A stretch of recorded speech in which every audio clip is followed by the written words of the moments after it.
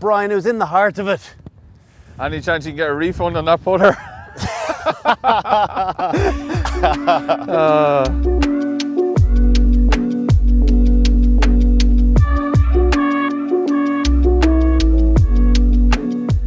Hi, I'm Brian O'Driscoll, and today I'm at Royal Portrush with HSBC. Now, the last time the Open Championship was held here in 2019, Ireland's own Shane Lowry took home the claret jug.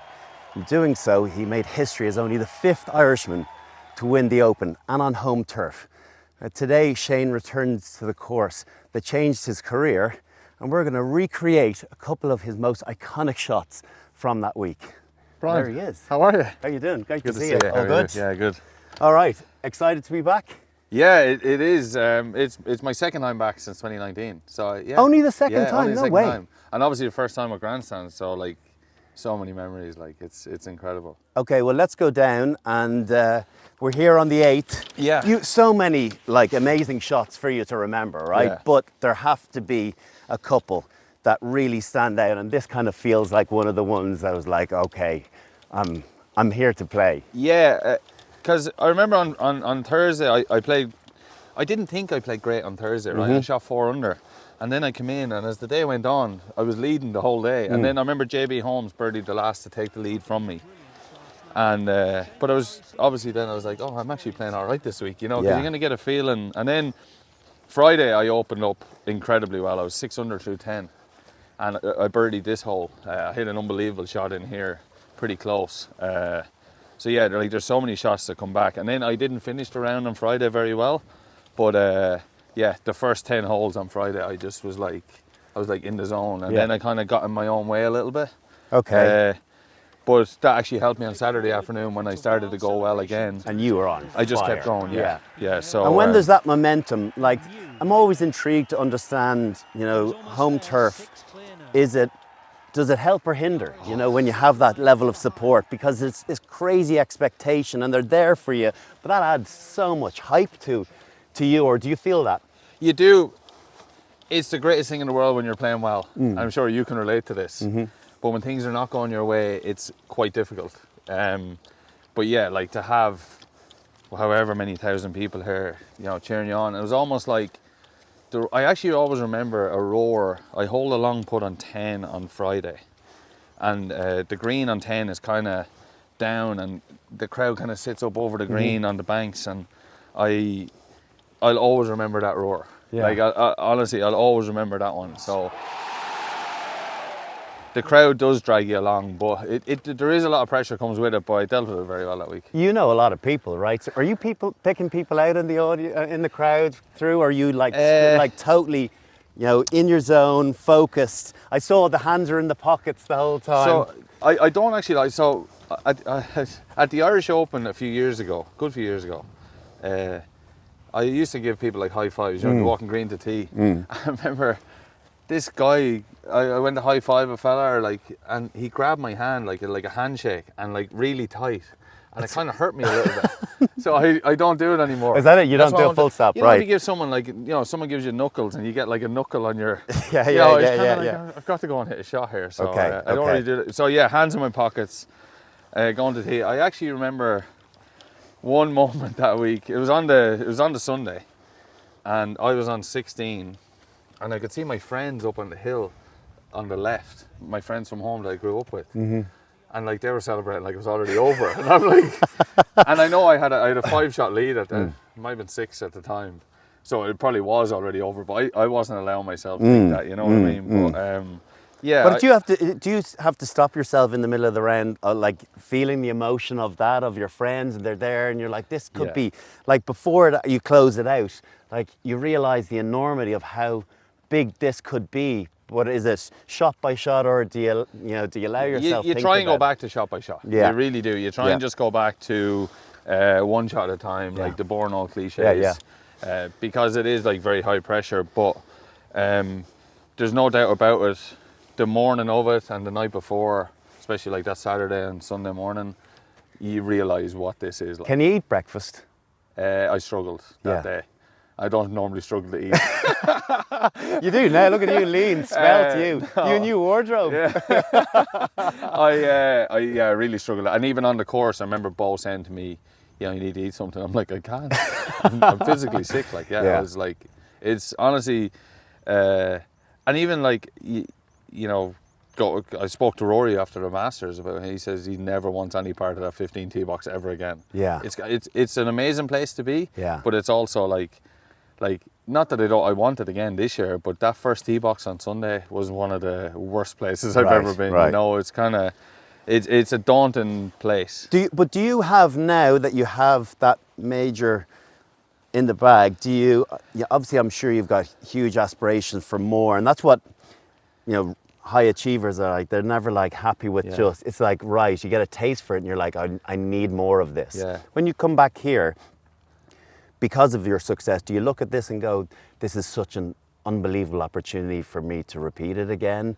Or what's your kind of mindset coming in? Is it a free shot? How do you I haven't play quite it? figured it out what way I'm going to deal with the week. We're a couple of weeks out now, and there'll be a lot of talk with me and like my coaches and stuff about what I need to do and what way I need to deal with the week, because there is a part of me coming that I can come back and let's try and enjoy it as best I can. But at the end of the day, I want to perform, and whether we're playing the Open in Royal Portrush, Royal Troon, St Andrews, I want to come to the Open and I want to do well. I want to give myself a chance to win. So, I do know the place well. There's going to be a lot of expectation that week, but it's just up to me to deal with it properly. I've been playing great golf this year, so I feel like I'm in a good position to come and do well again. But it'll be all about me just staying out my own way in my own head that week and getting it right. Does a major win kind of open up this kind of next opportunity for you to progress? Because, it's one thing winning one major, but being a multiple winning major, and not to belittle a winning major, right? But to achieve 2, 3, 4, you must be aspirational to try and get there. I always said, and look, it'll probably be a case. I always said I just want one more. That's all I want. I'm not asking for much, but I'm sure if I get one more, I'll want one more after that. Until I'm retired. But one more would be very, very sweet. I've had a couple of chances since. Not quite got the job done, but I think you just need to keep putting yourself there. They're hard to win. You get four chances a year, and everybody's coming gunning to win. It's so to have one, and even I did a thing this morning. I was on the 18 green. First time I kind of stood on the 18 green looking around the grandstand since I've been here in 2019, and I'm like, you know what, thinking back on what I'd done that year, no matter what happens the rest of my career, I'll always have that. That's a very, so very lovely cool to have that. Yeah, right? It really is, because it's such a great moment for you, but for everyone. I don't think about it that much, honestly. I don't really, my Claret jug is at home in one of the rooms in my house, and it's actually a room that I never really go into. So I never really see it, and I honestly don't think about it that much anymore. But when you come back here, it brings back memories, and I'm like, Jesus, no matter what I do for the rest of my career, this is a very, very cool thing to have. When was the last time you had a drink from it? It was 2019. Was it? Yeah, 2019. You don't get it out for Sunday dinner, no? No. I'd hate to think what the bottom of it is like. Okay, all right. Listen, we're going to try and recreate your shot. Coincidentally, it's HSBC's 160th anniversary as well. Would you believe it's 160 yards this shot into 10? Okay, let's there you go. go. Are you someone that's encyclopedic about, particularly the good shots? Do you remember them all? Yeah, you remember. Well, this is not a shot that I would have remembered too well, but then when you tell me about it, I'm like, oh yeah, I remember that one. Let's jog your memory, okay? Handily, we've got this shot from 160. Let me try okay, here it is. So... Yeah, so the wind's in out of the right, is raining a little bit at the time. It's like a three-quarter straight. Three-quarter, held off 7 iron. Held up against that right to left, yeah. There wasn't much wind, as you can see, but yeah, it was hit it in pretty close. But it was a shot that would suit my shape. Yeah. But you can see off the upslope, I just kind of held it off a little bit. Okay, show us it again then. So a little bit different today. Okay. What are you hitting? What are you playing? It's downwind, so I'm going to hit a 9 iron today. I'm not sure how this is going to go, but we'll give it a go.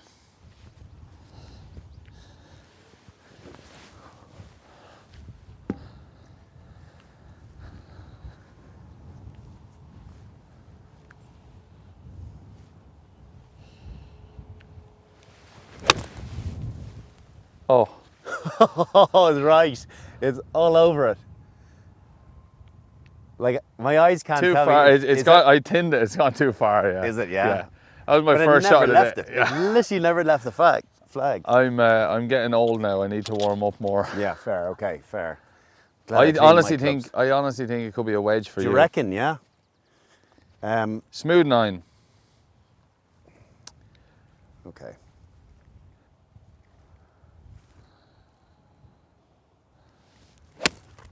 Oh, he's flushed it. What a shot. Oh, get down. Can't see what's the Too much as well. Yeah, it's past it as well. It was closer than my one, I think. That was nice. That was your first shot of the day as well. See, there's a proper athlete. Proper retired athlete there. Alrighty. I'll take it.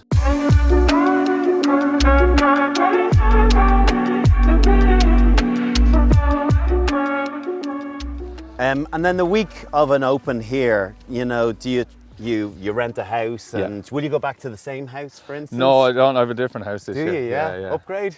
I don't want to say that, but It's yeah. not 2 up, 2 down, this one. We actually had a lovely house in Bushmills the last time on the river, but no, different house this year. I have more of a crew, so I need a bigger house. Okay. And how much, like you know, we come from a team sport, but you now, it's like so team orientated around getting yourself right. Yeah. Nutritionists, trainers, physios. So it's like it's such a key component. It's high level sport, Yeah. and I mean you know what it's like. It's it can be a lonely sport, so I feel like it's important to surround yourself with the right people, and I feel like I've done a great job of doing that. All right. So here you are with your new putter. Yeah. Oh, Scotty Cameron, I don't know if you're asking. All right, what are you thinking here? It goes like right to left down the slope, and then the wind will move it back. It's definitely left to right at the end. Oh my gosh. Gave it a good rattle anyway. Yeah. Gave it a serious rattle. That got a bit. Just the pace and the line, other than that, was perfect. All right. Right, I'll take the flag out for this one. This is obviously right to left. Okay. Come on, Brino. Make up for it.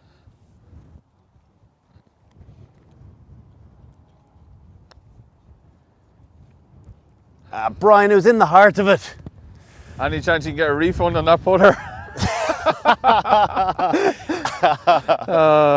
All right, my first 3 stab of the day. It won't be the last, I promise you. That's funny.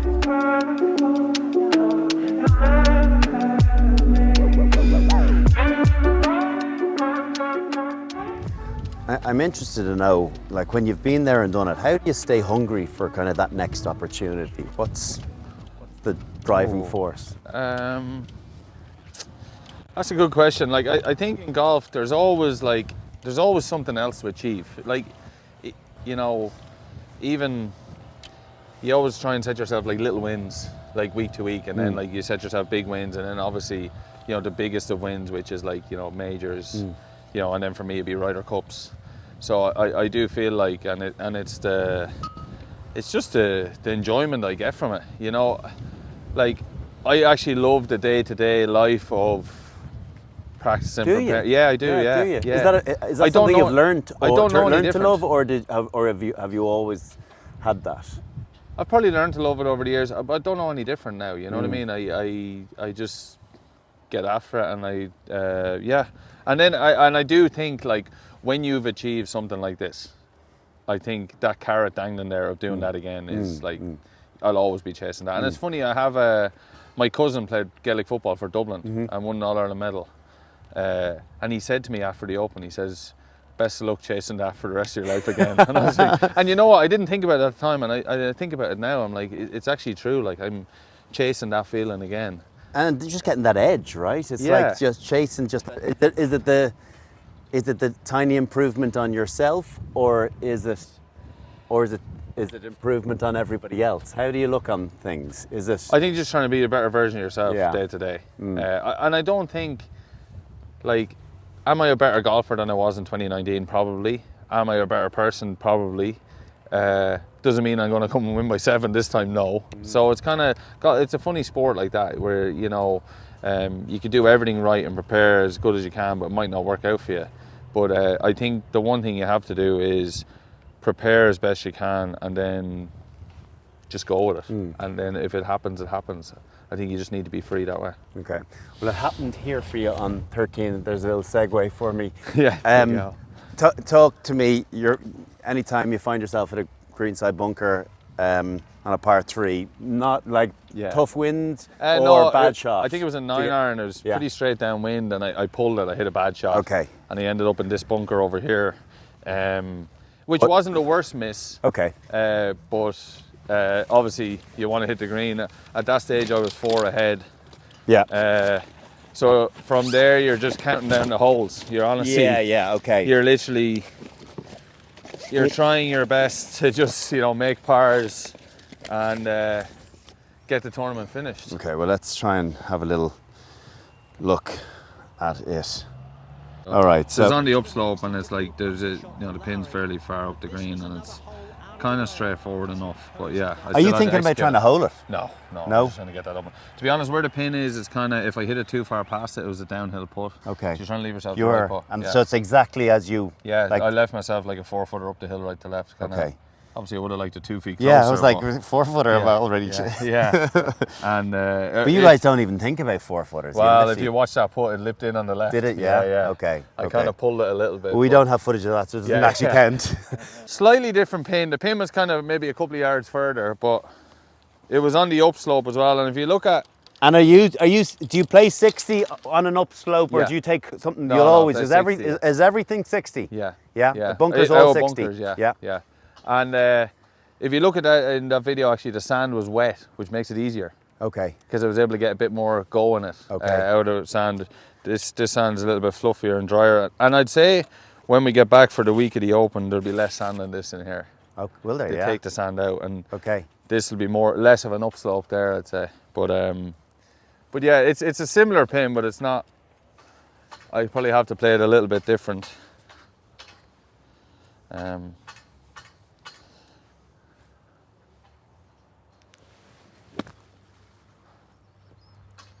There you go. Pretty similar. That was pretty easy. Yeah. So yeah, like that's straightforward enough. And so if you look at that, you could play that shot a number of different ways, but you flew it almost the whole way there. I'm looking at just duffing it out and then just letting it trickle down. That's my thinking. Whereas there's confidence to your, obviously, pro shots where it's so aggressive with your bunker play. A lot of amateurs are quite... Yeah, the one thing I would be afraid of duffing it out is it getting too much of the slope and running past it. Really? Okay. Yeah, okay. So you can control that better by getting as much control as I can. Yeah. Okay. Yeah. All right. Well, let's see. I'm not gonna. Yeah, I'm afraid to. Okay. But I agree with what you're saying for amateur golfers. By the way, like if you get this just out, it will release down to the hole. That's a bit heavy. But that done all right. But it still has like the effect that it was a little bit offline, but yet I'm probably going to take an 8-footer. You'd be pretty happy with that. Yeah, reasonably. Bunkers don't frighten me like most pitch shots. But yeah, that's an easy bunker shot though. It is a pretty straightforward one. Yeah. Yeah. Anyway, I'll give you yours. I definitely wouldn't give me mine. There you go. Only just. All right. Thank you. Well done. Pleasure. You're a fab. Yeah, thank you very much. And really interesting to hear about it being only your second time back, and hopefully your third time back will be as successful as 2019. I'm excited. I'll do well to make it better or similar. So, but yeah, I'll try my best, and I think I'm just excited for the week. The crowds are going to be great coming back here, and yeah, even Rory coming back now as the Masters champion, and me coming back. Yeah, so that's going to be class. We'll be here with you. Of the gold medal and the champion golfer of the year is Shane Lowry.